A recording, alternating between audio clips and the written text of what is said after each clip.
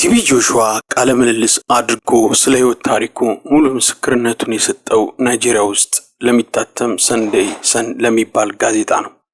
በዚህ ጋዜጣ ላይ እንዴት እንደተቀባ፣ እንዴት አገልግሎቱ በዓለም ዙሪያ ታላቅ ተጽዕኖ ያለው እንደሆነ ስላለፈበት የህይወት ውጣ ውረድ ከስር መሰረቱ አንስቶ ይናገራል። እንዲሁም የእግዚአብሔርን ፊት በጾምና በጸሎት 40 ቀን እንደፈለገ ከዚያም እንዴት ጌታ ኢየሱስ እንደተገለጠለት ይናገራል። እኛም በዚህ ዝግጅት ይዘንላችሁ የቀረብነው ይህን ምስክርነት ነውና ተከታተሉት። ጋዜጠኛው ቲቢ ጆሹዋን የመቅረጸ ድምጽ ቴፓችንን ከተቀመጠበት ጠረጴዛ ላይ አንስቶ ድምጹ ጥራት እንዲኖረው ወደ አፉ በማስጠጋት ቲቢ ጆሹዋ እንዲህ ሲል መናገር ጀመረ ይላል የሰንዴይ ሰን ጋዜጣ አዘጋጅ። እንዲህ ያለ ነበረ ቲቢ ጆሹዋ ምስክርነቱን የተናገረው። በዓለም ላይ ተሳካላቸው የምላቸው ሰዎች ዝም ብለው በሆነ ተአምራት ተገፍተው የሆነ ቦታ የደረሱ አይደሉም። እያንዳንዱ ሰው የአንድ የስኬት ጫፍ ላይ ለመድረስ የሚያልፍበት የራሱ የሆነ ጎዳና አለው። ወደ ላይ የስኬት ጫፍ ላይ ለመውጣት ትኩረትን ማድረግ፣ ራስን በስርዓት መምራትን፣ ጽናትና ቆራጠኝነትን የሚጠይቅ ነው። በተለምዶ ብዙ ጊዜ እንደምንለው አንድ የተለየ ስጦታ ያለውን ሰው ስናይ የግለሰብ ችሎታ ወይም የእግዚአብሔር መለኮታዊ ስጦታ ያለው እንላለን። ቤተክርስቲያን የወጣችው ከእግዚአብሔር መለኮታዊ ስጦታ ነው። የተፈጥሮ ስጦታ ያለው ሰው በችሎታው ሊኮራና እንዴት እንዳገኘውም ሊነግራችሁ ይችላል። የመንፈሳዊ ሥራ ውጤት ግን የኛ ሥራ ውጤት አይደለም። በመንፈሳዊ ሥራ የምናገኘው የትኛውም ውጤት የእግዚአብሔር ሥራ ነው። አሁን በአገልግሎት ላይ የምታዩት የተሳኩ ነገሮች ሁሉ የኔ ሥራ አይደሉም፣ የእግዚአብሔር ሥራ እንጂ። ስለዚህ እኛ በጉልበታችን አመጣ ነው ብለን ማናችንም አንኮራም። መጽሐፍ ቅዱስ ሰው በኃይሉ ችሎት የበረታ አይደለም ይላልና፣ ስለዚህ ክብሩን ሁሉ ለእግዚአብሔር እንሰጣለን። የህይወቴ ጅማሬ እንዲህ ነው። ታሪኬን ካወላለደ ሊጀምር። የትኛውም የስኬት ታሪክ የሚጀምርበት የራሱ የሆነ ቦታ አለው። ለቤተሰቤ በመጨረሻ የተወለድኩ እኔ ነበርኩ። ስወለድ ብዙ እንግዳ ነገሮች በህይወቴ ዙሪያ ተከስተው ነበረ። በዚህ ዓለም ላይ እንደምናውቀው አንድ ሕፃን ልጅ ሲወለድ ትክክለኛ አወላለዱ ልጁ በተረገዘ በ9ኛ ወር ሲወለድ ብቻ ነው። የኔ ግን አወላለድ ፍጹም እንግዳ ነበረ። ከ9 ወር በላይ ነው በእናቴ ማህፀን ውስጥ የቆየሁት። እንደ ማንኛውም እናቴ 9 ወር ሲሆናት ምጥ ጀመራት። ነገር ግን ለመውለድ ምጡ ረጅም ነበረ።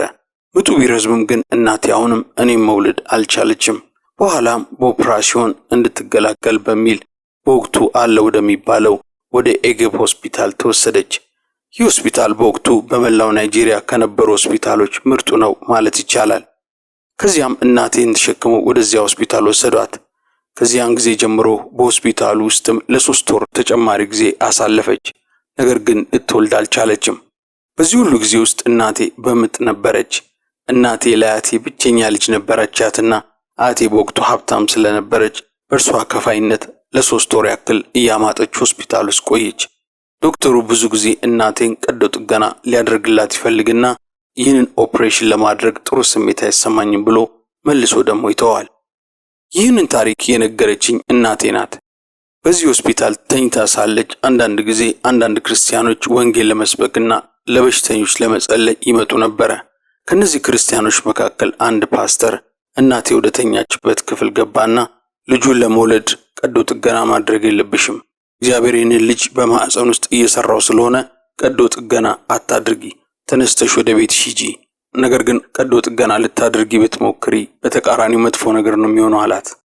የፓስተሩ መልእክትና የዶክተሩ ማመንታት ተጨምሮ እናቴ በኦፕራሲዮን ሳትወልድ ቀረች። እናቴም ዶክተሩን ጠራችውና ከፓስተሩ ጋር አገናኘችው።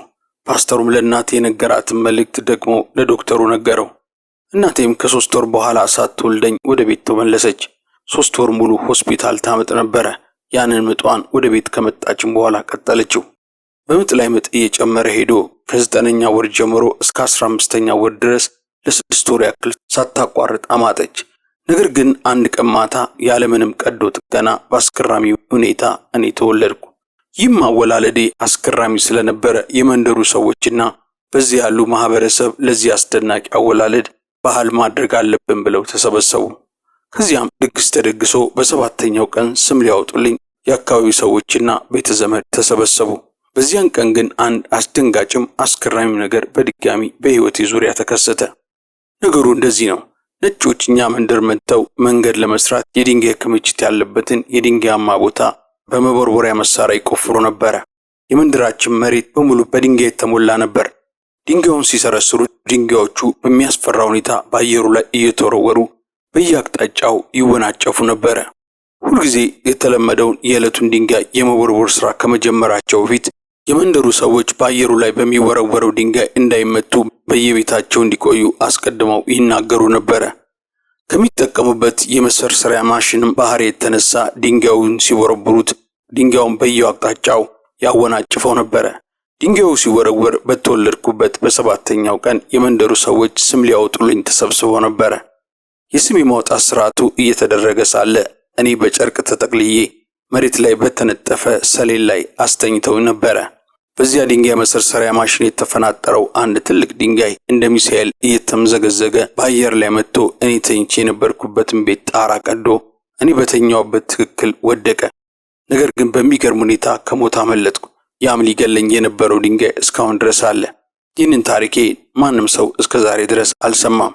የተወለድኩበት መንገድና ጣራ ቀዶ ከወረደው ከዛ ትልቅ ድንጋይ በተአምር የመዳኔ ነገር በመንደሩ በሰፊው መወራት ጀመረ። ይህ ምስጢራዊ ልጅ በተረገዘ በ15ኛ ወር ተወለደ። አሁን ደግሞ ድንጋዩ እየተምዘገዘገ መጥቶ ተኝቶ በነበረበት ቦታ ላይ ወደቀ። ድንጋዩ ልጁ ላይ ከማረፉ በፊት አንድ ምስጢራዊ እጅ ይህንን ልጅ አንስቶ ወደ ሌላ አቅጣጫ በመውሰድ ከድንጋይ አዳነው እያሉ ማውራት ጀመሩ። ማንም ሰው የሆነ እጅ ተሸክሞኝ ሲያሸሸኝ አላዩም።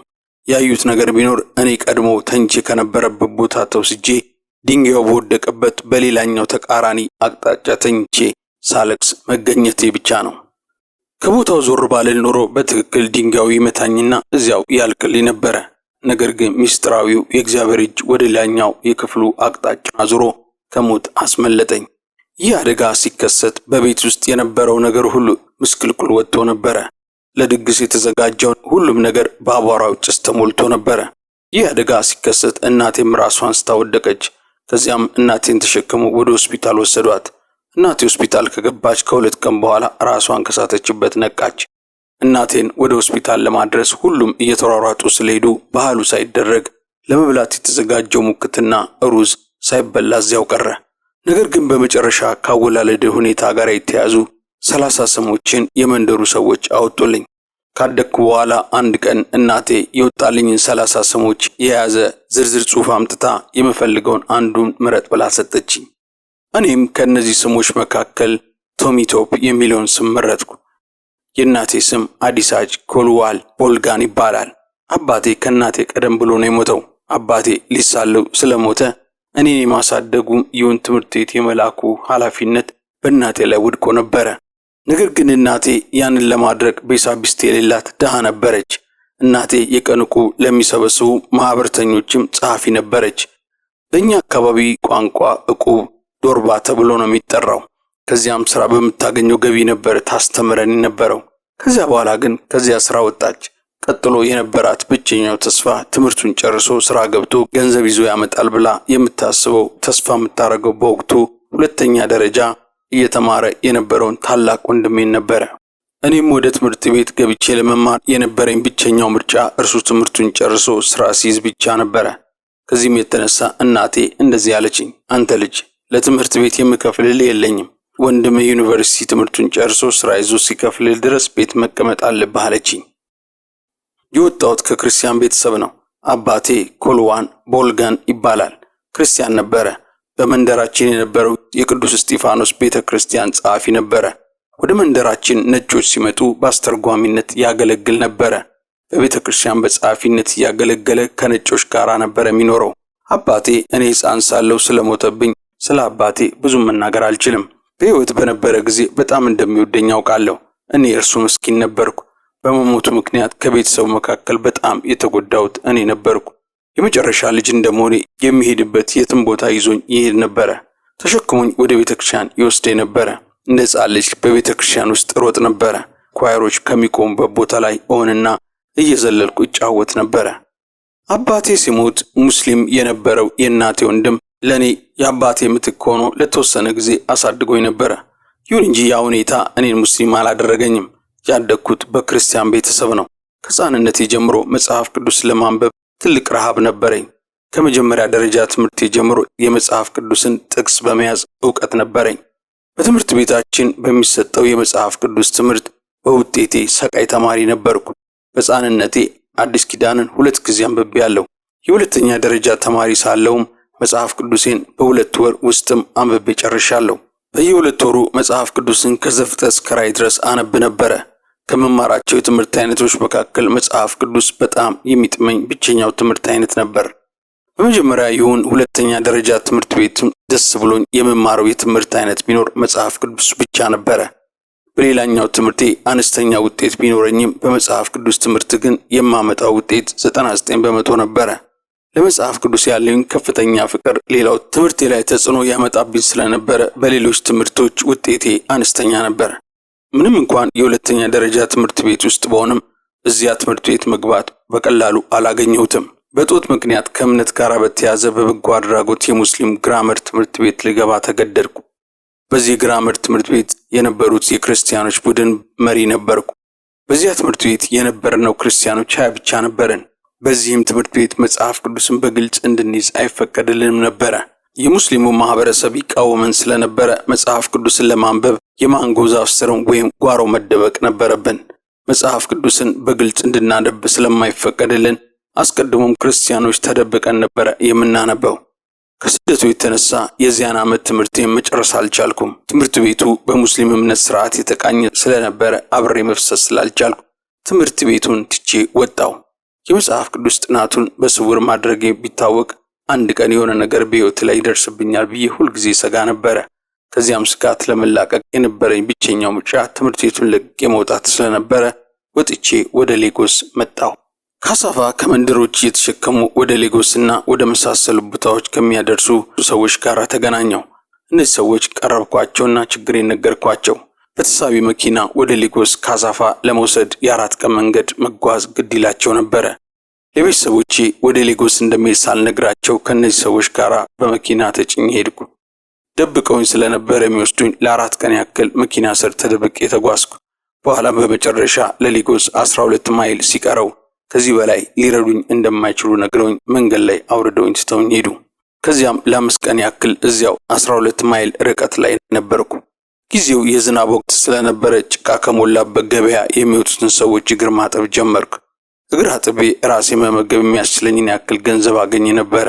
እግራቸውን ከማጥባቸው ሰዎች መካከል የትውልድ ሀገሬን ቋንቋ የሚያወሩ 2 ሴቶችን እስከማገኝ ድረስ የሰዎችን እግር እያጠብኩ እኖር ነበረ። ንግግራቸውን አቋረጥኩና ከትውልድ ሀገሬ እንደሆኑ ጠየቅኳቸው። በአጋጣሚ እድለኛ ሆንኩና በእነርሱ አማካኝነት እህቴን ከ10 ቀን ፍለጋ በኋላ አገኘዋትና ከእርሷ ጋር መኖር ጀመርኩ። ሕይወቴ የተጀመረው በዚህ መንገድ ነው። የሞተር ፓርክ ላይ ስራም እሰራ ነበረ። በዚህ ሕይወት ውስጥ ስላለፍኩ ነው ዛሬ ላይ ሞተር ፓርክ የሚሰሩ ልጆችን ያቀፈ ኤንጂኦ ያቋቋምኩት። እህቴ የራሷ ቤተሰቦች እንዳላት ስረዳ በእርሷ ላይ ሸክም መሆን እንደሌለብኝ ገባኝ። በሌላ ላይ ሸክም የሚሆን ሰው አይመቸኝም። እኔ አንተ ቤት እንግድነት ከመጣው አንተ ለስላሳ ስትከፍትልኝ፣ እኔ ደግሞ በምትኩ በፖስታ የሆነ ነገር ማድረግ እንዳለብኝ የማምን ሰው ነኝ። ምክንያቱም እኔ በመስጠት ሕይወት አምናለሁ። በሕይወት ከሌሎች መሰብሰብ ማጋበስ ብቻ አይለብህም። የአይነቱ አካሄድ የሌሎችን ሕይወት ያጠፋል። ማድረግ ያለብህ ነገር ቢኖር አሁንም መስጠት፣ አሁንም መስጠት፣ አሁንም መስጠት ነው። ምክንያቱም መስጠት ከእግዚአብሔር የተሰጠን የሕይወት መመሪያ ነውና። ሕይወትን ለመኖር ቆሻሻ መሸከም ነበረብኝ። ከጓደኛዬ ጋር ለመኖር የእህቴን ቤት ትቼ ወጣሁ። በዚያም አካባቢ ባለ አንድ የዶሮ እርባታ ውስጥ ስራ አገኘው። ዶሮ እርባታው እስካሁን ድረስ እዚያ አለ። የተሰጠኝ ስራ የዶሮዎቹን ኩስ እየተሸከምኩ ማመላለስ ነበረ።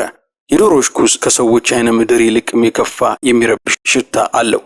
ይህንን ስራ ከብዙ ጋናውያን ጋር ሆነን ነበር የምንሰራው። ማንም ሰው ናይጄሪያዊ መሆኔን እንዲያውቅብኝ አላደረኩም ነበረ። ራሴን ጋናዊ እንደሆንኩ ማስተዋወቅ ጀመርኩ። ምክንያቱም ማንም ሰው ናይጄሪያዊ የሆነ ሰው እንደዚህ አይነት ስራ ይሰራል ብሎ አያምንምና ነው። ለ3 ቀን ያክል ስራውን ሰራው። በ3 ቀን ውስጥ የሰውነቴ ጠረን ሙሉ ለሙሉ ተለወጠ። በሰዎች አጠገብ ሳልፍ ለሰዎች የሚሰነፍጥ ሽታ ነበረኝ። ዝንቦች በላይ ላይ እስኪያንዣብቡ ድረስ እሸት ነበረ። ይህን ሽታ ከላይ ላይ ለማስለቀቅ የሚያስችለኝ በቂ ሳሙና ስላልነበረኝ ብታጠበውም ከሽታው ነፃ መሆን አልቻልኩም ነበረ። በዶሮ እርባታ ውስጥም ስትሰሩ የዶሮ ኩስ በድንገት ጭንቅላታችሁ ላይ ሊወድቅ ይችላል። ይህን ስራ ለ1 ዓመት ያክል ሰራሁት። ቀን ቀን እየሰራው ማታ ማታ መማር ጀመርኩ። ኤዊ ስቴት ሃይ ስኩል በተባለ ትምህርት ቤት የማታ ትምህርት ለመማር ተመዘገብኩ። በሌጎስ ባሉ የተለያዩ 15 ትምህርት ቤቶች የገባው እየወጣው ተምሬያለሁ። በአንድ ትምህርት ቤት ውስጥ የምቆየው ለ2 ወር ያክል ጊዜ ብቻ ነው። የምቆየው የከፈልኩት ገንዘብ እስከሚያስተምረኝ ጊዜ ድረስ ብቻ ነው። በአትሌቲክስ ጎበዝ ስለነበርኩ አንዳንድ ትምህርት ቤቶች የአትሌቲክስ ችሎታዬን በመቀበል እንደ ስኮላርሺፕ አድርገው ያስተምሩኝ ነበረ። በሩጫ የተለያዩ ውጤቶችን በማምጣት ወርቅ፣ ነሐስ፣ ብር ተሸልሜያለሁ። ይሁን እንጂ ራሴን ለመርዳት የግድ ገንዘብ ያስፈልገኝ ስለነበረ የዶሮ እርባታ ውስጥ መስራቴ የግድ ነበረ። ትምህርት ቤት እየሄድኩ በተመሳሳይ ጊዜ ደግሞ ሕፃናትን የመጽሐፍ ቅዱስ ጥናት አስተምር ነበረ። በኋላም የአትሌቲክስ ችሎታዬ ወደ መጥመቂያውን አካዳሚ እንድገባ አስቻለኝ። አንድ ቦታ ለዓመት ያክል የተማርኩበትን ትምህርት ቤት አላስታውስም። መዝግቤ መያዝ ስለማልችል ዓመቱን በትክክል አላስታውሰውም እንጂ ሁሉም ክስተቶች በሕይወት ታሪክ ውስጥ ተካተዋል። የማስታውሰው የተወለድኩበትን ዓመት ብቻ ነው። እርሱም 1963 ዓመተ ምህረት ነው። የኃይሉ መገለጥ በሕይወቴ መታየት የጀመረበት ክስተት።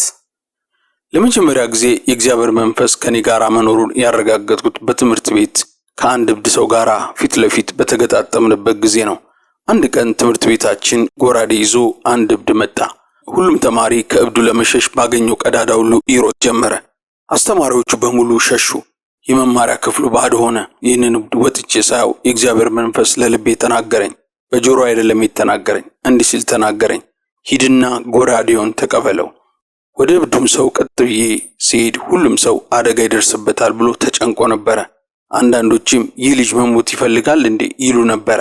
እኔ ግን በታዘዝኩት መሰረት ወደ እብዱ ሰው ሄድኩና በኢየሱስ ስም ጎራዴውን ስጠኝ ብዬ አዘዝኩት።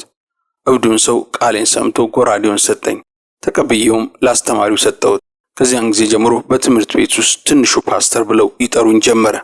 ይህ በሕይወቴ ከሆነ በኋላ ተማሪዎቹ ተሰብስበው ይመጡና እንድጸልይላቸው ይጠይቁኝ ነበረ። ሁልጊዜ እጸልይላቸው ነበረ። ኳስ ማሸነፍ ሲፈልጉ እጸልይላቸው ነበረ። ጸልይልኝ ጸልይልኝ፣ በሁሉም ነገር ጸልይልኝ እባል ነበረ። ሁሉን ቻይ እግዚአብሔር አስደናቂ ነው። ራሱን ለመግለጥ የትኛውንም ሁኔታ ይጠቀማል። ራሱን ለመግለጥ አሸዋ፣ ውሃ፣ ድንጋይ፣ በትር፣ የትኛውንም ነገር ሊጠቀም ይችላል። ሙሴ በቀይ ባህር ፊት ለፊት በነበረበት ጊዜ እግዚአብሔርን ምን ላድርግ ብሎ በጠይቀው ጊዜ ያለው በእጅ ምን አለ ነው ያለው። ሙሴም በትር ነው አለ። ከዚያም እግዚአብሔር ባህሩን ለመክፈል ተጠቀመበት አለው። ጳውሎስና ሲላስ በእስር ቤት በነበሩ ጊዜ ከእስር ቤት ለመውጣት በኢየሱስ ስም አላሉም። ያደረጉት ዝም ብለው ኢየሱስን ማምለክ ነበረ። ከዚያም እግዚአብሔር ታምራት ለመስራት ያንን አምልኳቸውን ተጠቀመው።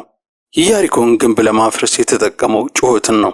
እግዚአብሔር ራሱን ለመግለጥ የትኛውንም ነገር ይጠቀማል።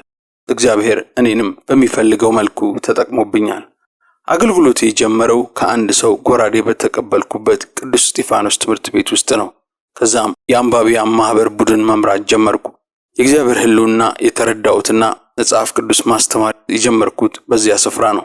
የትኛውም ትልቅ ነገር ጅማሬው ትንሽ ነው። እናቴ ስትሞት አገልግሎቴን ከጀመርኩ በኋላ ከባሃማስ ፕሬዚዳንት ጋር ነበርኩ። ያን ጊዜ ሲናጎግ ቸርች ኦፍ ኦል ኔሽን ወደ መጋንባቱ አካባቢ ነበረ። እናቴ በጠና ታማለች በተባልኩ ጊዜ እኔ ከፕሬዚዳንቱ ጋር በባሃማስ ነበርኩ። እናቴ እኔም ማየት እንደምትፈልግና ለኔም ቃል እንደነበራት ነገሩኝ። ይሁን እንጂ እናቴ ከመሞቷ በፊት መድረስ አልቻልኩም። ወደ ቤት ከመምጣቴ በፊት ሞታ ነበረ። እናቴ እኔን ለመጥራት ዘግይታ ነበረ። እኔም ደግሞ እሷ ጋር ለመድረስ በጣም ረፍዶብኝ ነበረ። ሁልጊዜ እናቴ በጣም እንድትናፍቀኝ የሚያደርገኝ ይህ ሁኔታዋ ነው። እናቴ አስገራሚ እናት ነበረች። በእናቴ ላይ የነበረው ትንሽ ችግር ሰው ሁሉ በሕይወት ሳለ ተሳክቶለት ማየት ትፈልግ ነበረ። ይህን አመለካከቷን አስመልክቶ እናቴን እንዲህ ይላት ነበረ፣ ስኬት የሁለት አቅጣጫ ጉዳይ እንጂ የአንድ አቅጣጫ አይደለም። እኔ ከኔ የሚጠበቅብኝ ድርሻ ስሰራ እግዚአብሔር ደግሞ የራሱ ሚና ይጫወታል። ሁሉንም ነገር እግዚአብሔር እንዲያደርግ መጠበቅ የለበትም፣ ወይም እኔ ሁሉንም ነገር ማድረግ አይጠበቅብኝም። ስኬት በሰውና በእግዚአብሔር የአብሮነት ሥራ የሚመጣ ጉዳይ ነው። ውድቀት በምንም ሁኔታ ልገልጸው አልችልም፣ ምክንያቱም በውድቀትና ባለመሳካት አላምንምና ነው። እኔ የማምነው መጽሐፍ ቅዱስ ውስጥ ውድቀት ብሎ ነገር እንደሌለ ነው። ያየሁት ነገር ቢኖር በእግዚአብሔር መሪነት ስኬት እንደሚሆን ብቻ ነው። እንደ ሥጋ ለባሽነታችን ፍጹማን ላንሆን እንችላለን፣ እግዚአብሔር ግን ፍጹም ነው። እግዚአብሔር ለአንድ ነገር ከጠራችሁ ወደ ሌላ ቦታ ብትሄዱም አይሳካላችሁም። አስቀድሜ እንዳልኩት በማድረገው ጉዞ ውስጥ የተለያዩ ነገሮች ጣልቃ በመግባት ሊያስቆሙኝ ችለዋል። ከናይጄሪያ ካዱና ግዛት የመከላከያ ኮሌጅ መግቢያ ፈተና ካለፍኩ በኋላ የሆነውን ነገር እስካሁን ድረስም በግልጽ አስታውሰዋለሁ። የመግቢያውን ፈተና አልፌ ስለነበረ ትምህርት ቤቱ ለቃለ መጠይቅ ጥሪ ስላደረገልኝ ከዋናው ከተማ ወደ ካዱና ለመሄድ ባቡር ተሳፍሬ ጉዞ ጀመርኩ። ከመነሻው ጀምሮ በባቡሩ ላይ የነበረው ችግር እየገፋ መጥቶ በመጨረሻ ጂባ በተባለ ቁጥቋጣማ ቦታ ላይ በመቆሙ ለ6 አስከፊ ቀናቶች በቂ ምግብና አቅርቦት በሌለበት ሁኔታ ማሳለፍ ግድ ሆኖብን ነበረ። ልብ በሉ የሚሄደው ለቃለ መጠይቅ ነው። ጉዞ ማድረግ በጀመርኩበት ቀጣይ ቀን ነበረ መድረስ የነበረብኝ። ምንም እንኳን ጉዞዬን ብጀምርም ከባቡሩ መበላሸት የተነሳና በአካባቢው አማራጭ ትራንስፖርት ስላልነበረ ለቃለ መጠይቁ ሳልደርስ ቀረው። ድካሜም ከንቱ ሆነ። ያም ዕድል አመለጠኝ። በዚህ መልኩም በመከላከያ ውትድርና ኮሌጅ ውስጥ ለመግባት የነበረኝ ጉጉት ተጨናገፈብኝ። በእርግጥ ቃለ መጠይቁን አልፌ ትምህርቱን በተሳካ መልኩ ከጨረስኩ በኋላ ሊሆን የነበረውን ነገር ማንም አያውቅም። እውነቱን ለመናገር ግን ከዚህኛው ሙከራ በፊትም ለማግኘት ሞክሬ ካጣሁት ዕድል ይልቅ ይህኛው ሙከራዬ በተጨናገፈበት ጊዜ በሕይወቴ የመፍራት ስሜት ተሰማኝ። ልቤም በሐዘን ከብዶ ወደ ቤት ተመለስኩ። ለእናቴም በብዙ ማጉረምረም እስካሁን ድረስ ያለፉኝን ዕድሎች እያነሳው መናገር ጀመርኩ። በእርግጥ ከእግዚአብሔር ጋር ከነበረኝ መንፈሳዊ ጉዞ አንጻር ነገሮች ጣልቃ እየገቡ ያስቆሙኝ የነበረው ለምክንያት ነበረ። ከዚያም እናቴ ካደመጠችኝ በኋላ የተቻላትን ሁሉ በማድረግ እኔን ለማረጋጋት መሞከር ጀመረች። የኔ ልጅ ዛሬ በሕይወት እየሆኑ ባሉት በምታያቸው ነገሮች ብዙም አትናወጥ። በልጆች መመካት ቢያስፈልገኝ የሚመካበት ብቸኛ ልጅ ቢኖረኝ ያም ልጅ አንተ ነህ። ስለ ወደፊቱ ነገር ምን ሆናለሁ፣ ምን ይገጥመኝ ይሆን ብለህ በጭራሽ አትፍራ። ምክንያቱም ከፊት ለፊት ውድቀት እንኳን የሚጠብቃቸው ሰዎች ቢኖሩ በእርግጠኝነት አንተ ከነርሱ እንዳንዱ እንደማትሆን አውቃለሁ። ስለዚህ ታጋሹን እግዚአብሔር በሕይወትህ የሚሰራውን ታያለህ። አንተን አርግዤ በነበረበት ጊዜ ስላንተ ከተነገረው ጠንካራ ትንቢት የተነሳ ከፊት ለፊት ትልቅ ዕድልና ጥርመሳ እንደሚጠብቅ እኔ በጣም እርግጠኛ ነኝ። እንዲሁም አንተን አርግዤ በነበረ ጊዜ በእኔ ላይ የሆኑ የነበሩትን አንዳንድ ነገሮች እንዲሁ በቀላሉ የምረሳቸው አይደሉም። እግዚአብሔር አይዋሽም።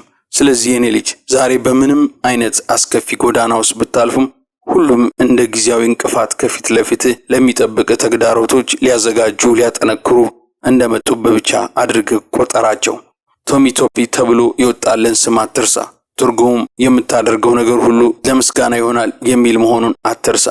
እንዲሁም በእግዚአብሔር ጸጋ አንተ ከምታደርገው ነገር የተነሳ ዓለም ሁሉ እግዚአብሔርን ለማመስገን ምክንያት ያገኛል የሚል መሆኑን አትርሳ በማለት እናቴ መከረችኝ።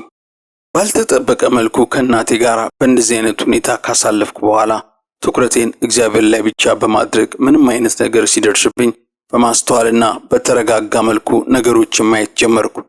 እኔም በተመለከተ ነገሮችን ሁሉ አስቀድሞ በሰማይ ተወስነዋል። ዛሬም ቢሆን በመካከላችሁ ሆኜ በእግዚአብሔር ነገር የምደሰተው እግዚአብሔር ስለኛ ካደረገው ነገር በመነሳት ነው።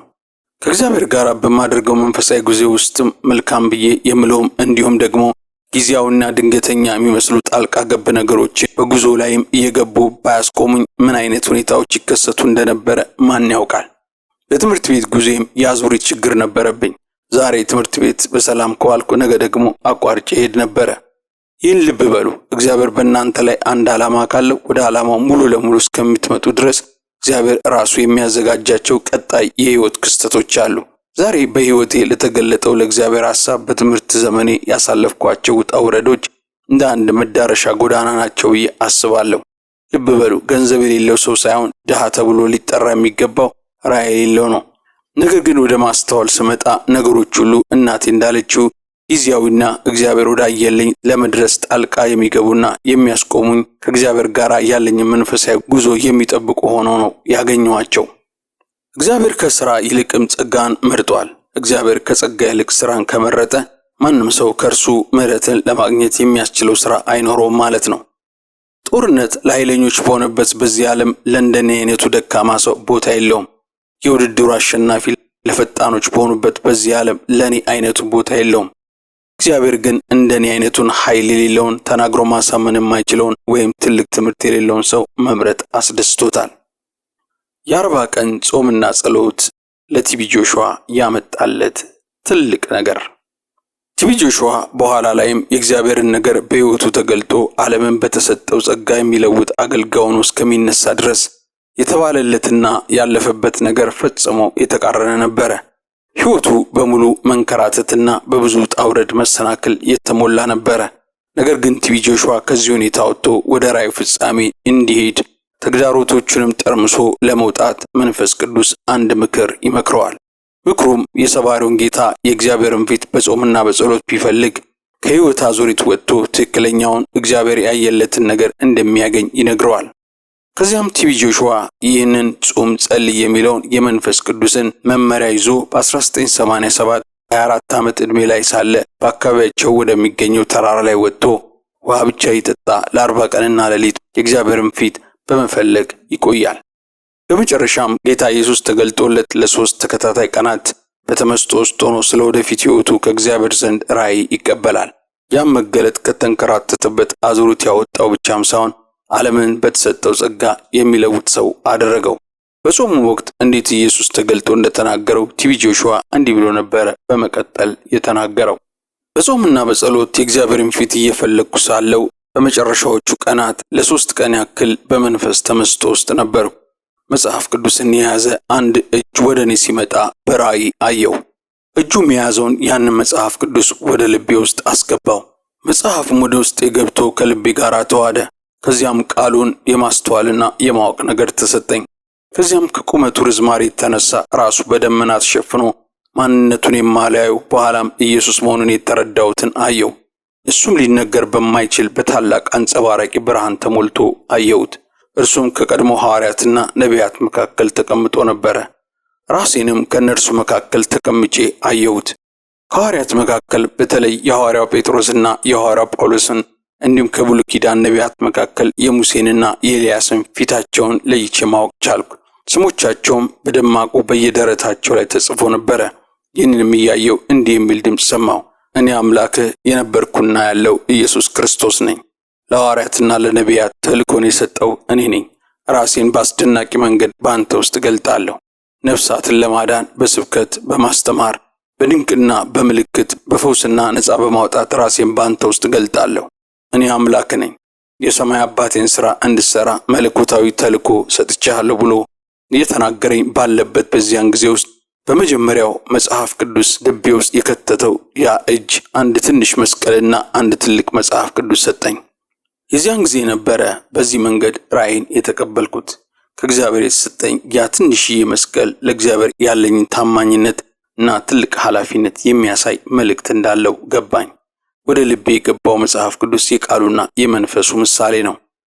የሲኖጋግ ቸርች ኦፍ ኦል ኔሽን ጅማሬና ፍሬው። ሲናጎግ ቸርች ኦፍ ኦል ኔሽን በአጋጣሚ የተከሰተ አገልግሎት አይደለም። የሆነው በእግዚአብሔር መለኮታዊ ፈቃድ ምክንያት ነው። ከመጀመሪያው አንስቶ ወደ ስኬት ይነዳን የነበረው ሁሉን ቻይ እግዚአብሔር ነው። በዚህ ሁሉ መንገድም በጎዳናዎቻችን ጣልቃ እንዴት እንደገባ ለእግዚአብሔር ዕውቅና መስጠት ፈልጋለሁ። እግዚአብሔርን ስኬት ባይሰራው ኖሮ ምስክርነት ብለን የምናወራው ነገር ባልኖረን ነበረ። የትኛውም ትልቅ ነገር ጅማሬ ትንሽ ነው። ሕይወትን አስተውላችሁ የምታዩ ከሆነ የትኛውም ትልልቅ ነገሮች ጅማሬ የሚጀምረው ከትንሽ ነገር ነው። አንድ ትልቅ ህንፃ ሆኖ ለመቆም ግንባታው የሚጀምረው ከአንድ ጡብ ነው። በ10,000 ማይል የሚቆጠር ጉዞ ለማድረግ ጉዞ የሚጀምረው ከአንድ እርምጃ ነው። በአንድ ወቅት እናንተ በእናታችሁ ማዕፀን ውስጥ ትንሽዬ ጽንስ ነበራችሁ። አሁን ግን ምን ያህል ትልቅ መሆናችሁን እዩ። ኢየሱስ ክርስቶስ በሉቃስ ምዕራፍ 13 ላይ እንዲህ ሲል ጠየቀ። የእግዚአብሔር መንግሥት ምን ትመስላለች? በምንስ አስመስላታለሁ? ሰው ወስዶ በአትክልቱ የጣላትን የሰናፍጭ ቅንጣትን ትመስላለች። አደገችም፣ ታላቅም ዛፍ ሆነች፣ የሰማይ ወፎች በቅርንጫፎቿ ሰፈሩ ይላል።